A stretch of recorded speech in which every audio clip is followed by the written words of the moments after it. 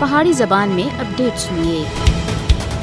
بھارت دے زیر تسلط جموں کشمیر اور واحد خطہ ہے جتھے سب تھی زیادہ انسانی حقوق دی پامالیاں ہو رہی ہیں۔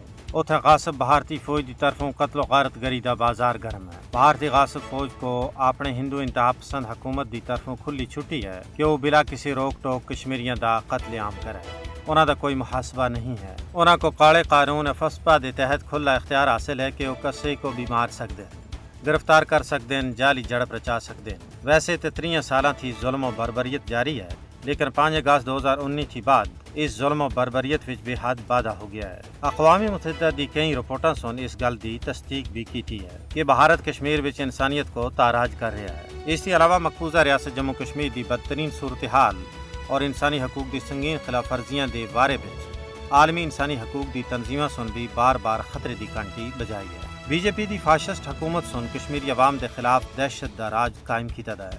کشمیر وچ قتل و غارت گری، گرفتاریاں، لاپتگی، جعلی جڑپاں اور اس طرح دی پامالی ہر تیڑے دا معمول بن گیا ہے۔ بھارت کشمیر کو ہڑپ کرنا واسطے طرح طرح دے چانکیائی گر آزما رہا ہے۔ سٹیٹ سبجیکٹ تے قانون بھی ترمیم کر کے لکھاں دی تعداد وچ سٹیٹ سبجیکٹ سرٹیفکیٹ غیر ریاستی ہندوؤں کو تھما دیتے گئے ہیں۔ جگہ دے نام تبدیل کیتے جا رہے ہیں۔ اسلامی شاعر دی توہین کیتی جا رہی ہے۔ ذمیوں تے قبضہ اردو دی جگہ ہندی کو رائج کرنا بھارتی حکومت دے بدترین حربے ہیں۔